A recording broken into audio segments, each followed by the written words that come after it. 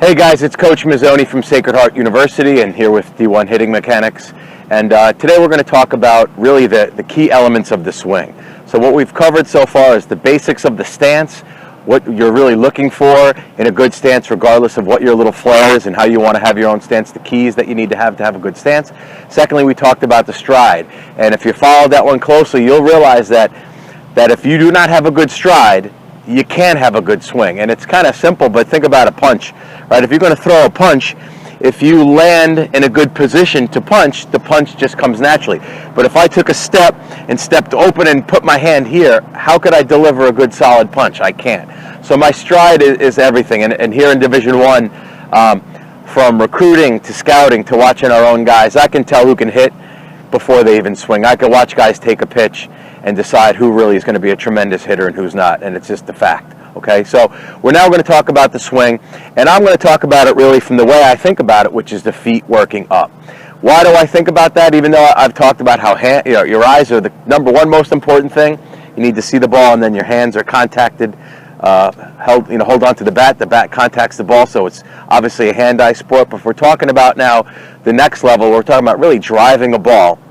It starts with our feet. And why does it start with our feet? Because we get power from the planet, and our feet are connected to the planet. And what do I mean by that? Well, if I was suspended off the ground by my neck and tried to hit, I could make contact with the ball, but I couldn't drive it. Or if I was standing on marbles, I'd make contact with the ball, but I couldn't drive it. If I was standing on ice or a slippery surface, I could make contact, but I couldn't drive it. So my feet, the right cleats, good turf shoes, whatever it is where you're hitting, the feet are everything. So let's talk about that in terms of the swing, feet and our lower half. So we talked about that I want to already have an aggressive approach on my stride. I want to have good athletic feet. Okay, the feet are crucial in that the second that they land, they immediately start to rotate.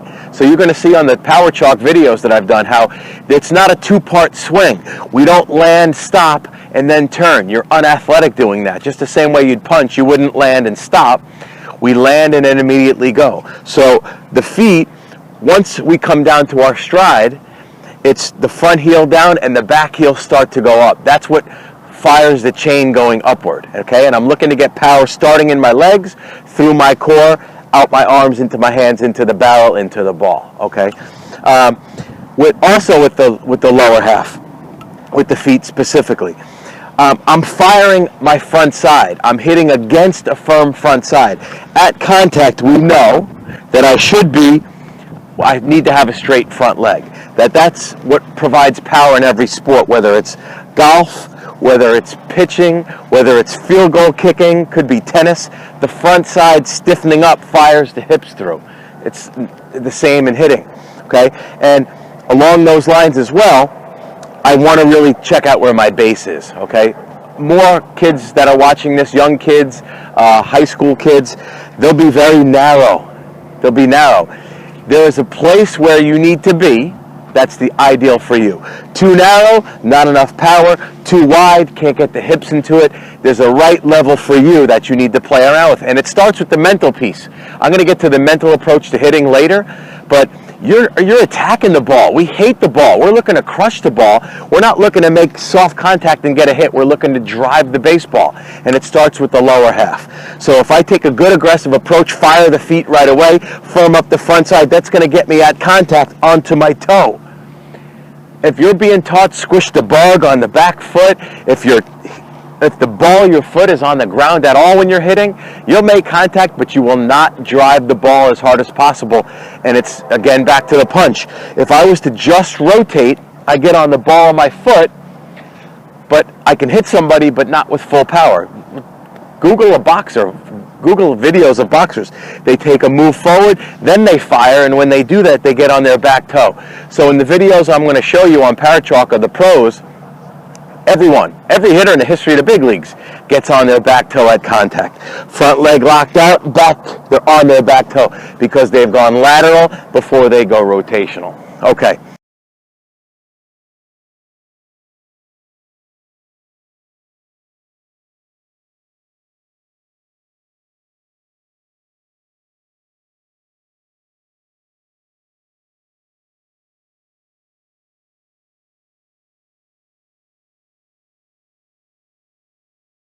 I'm going to stick with the feet throughout the swing here. I also, guys, the part of the reason I'm doing this is because I have a wide variety of experience. Minor league guys, college guys, high school, down to my own children, and I see the way kids are being coached. Could be a lesson given next to me, a well-meaning parent that's coaching kids the wrong way. So one of the things I constantly hear is that the front foot, when I swing, should stay in the ground. My front foot, I want to make sure you get enough to see in the video, that my front foot, when I swing through, should stay in the ground. If I go to destroy this camera and take a tremendous punch, my front foot is going to open up as I go to swing, as I go to punch. The front foot, wait till I show you the videos. Wait till you pause this and go watch the videos of all big leaguers. I'm not talking about on a low and outside changeup they're looking to drive the other way. I'm talking about pro guys with a wood bat in a good hitter's count launching a ball with full intention of trying to crush a baseball with a wood bat, and their front foot will open. Because when you take a full swing all the way through, your front foot turns to allow the hips to come all the way through. So half the time I'm working with a young kid, I can change his swing by changing his mind and telling him, instead of meeting the ball, crush the baseball, take 5 swings of the hardest swings you've ever taken in your entire life, and all of a sudden when they do that, they start to take a bigger stride, they start to get more lower half in there, and their front foot starts to open up because it allows the whole body to come through. Okay? So lower half is crucial, we know that, and I look forward to you seeing the Power Chalk videos on it. All right, let's talk more now about the arms and the swing path. Okay, the key to this, folks, a lot of keys. One of the keys is that, again, it starts with my lower half. My lower half initiates the swing, my belly button turns through, meanwhile my hands stay back, and that torque that tugs my jersey is what now brings my arms through to make contact to come through. You'll see it on the video. Every hitter, unless they're swinging at a high pitch, every single hitter, the barrel, and pros don't know this because they don't watch as much video as I do. The barrel going from the top of our head to contact here comes down below our hands on every single swing. So I don't care who you see warming up like this. People tell you to hit down on the ball. It does not happen. It does not happen. The weight of this bat is all at the end. The bat is on top of my head, and I'm pulling it down with tremendous force. The barrel is going to go underneath my hands just prior to contact and at contact. So to me, the actual bat path, if the stride is right and the lower half works right, it's very natural. It's very, very natural in terms of the position that the hands come from to throw the bat down. Okay. Now there's a lot of flaws, and we'll talk about some later things, in the drill section, some things you can do to change hitters that have some flaws. Many guys will bar their lead arm, and now instead of being bent at contact the way we want to be, where you extend through the ball, they're extended before. Trouble. You'll get tied up on inside pitches. You'll never really drive the ball because you've extended your power already.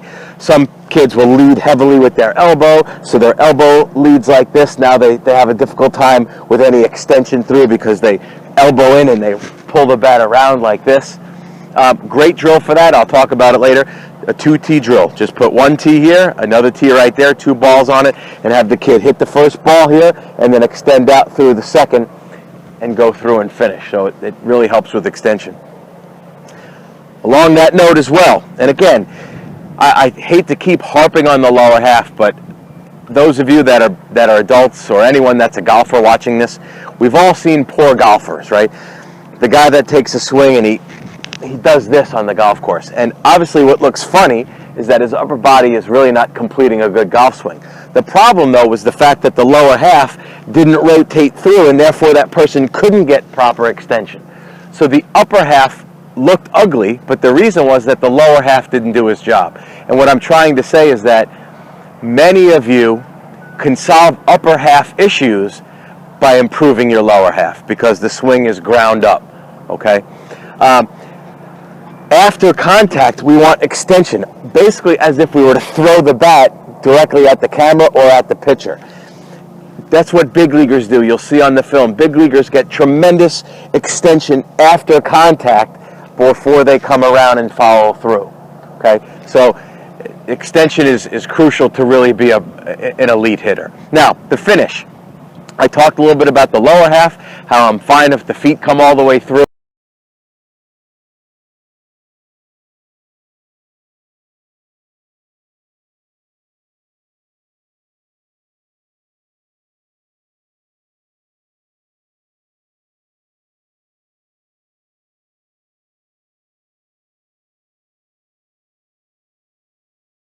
It's not an issue. One hand or two hand, big debate sort of in the hitting community, one hand or two hand. Big leaguers, probably a 50-50 split, maybe a little bit more one way or the other. It's your preference. I prefer a one-handed finish, but I would never change somebody unless there were reasons to, and I'll talk about that at the end of this. The reality is that right to here, it's identical. One just carries through with the top hand, the other one lets it off and comes through. It's really your preference. What do I like about the one-handed finish? I like a couple of things. First of all, for some of those kids that don't get a full finish, the one-handed allows them to come all the way through a little bit more. That's one. Secondly, when I keep my top hand on the bat, top hand is connected to my shoulder, it has a tendency to yank my head out. So I like the idea of here taking the top hand off, and now my shoulder stays in and my head stays down. Those are the two real main reasons. There's some other reasons I don't think that are worth discussing. I think it helps the finish, and I also think that it really improves keeping your head in on the ball, okay? So last thing to wrap up is when we think about the swing, let's think ground up. Let's think ground up. We know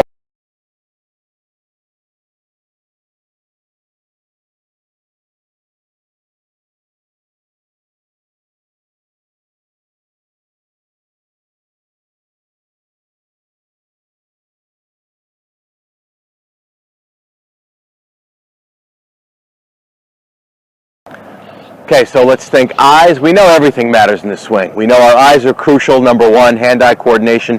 We know our hands are crucial to get them to the right spot. But when we're talking about power, talking about driving the ball, really feet are first. Feet are what make a great athlete. I don't care if you're pitching, fielding, playing soccer, tennis, golf, lacrosse, you name it. Feet, it starts with the feet, good lower half that works its way up from the feet. So again, it's Coach Mazzoni with Sacred Heart University and D1 Hitting Mechanics, and we're going to get to two more sections. One, talking about drills to overcome flaws, and number two is talking about the mental aspects of the way I'd like hitters to think, or the way elite hitters do think. Thank you.